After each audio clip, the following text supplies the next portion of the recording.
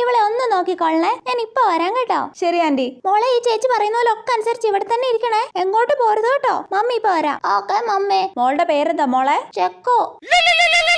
മോളെ ഒരു മിനിറ്റ്, ചേച്ചിക്ക് ഒരു കോൾ വരുന്നുണ്ട് കേട്ടോ. ഹലോ.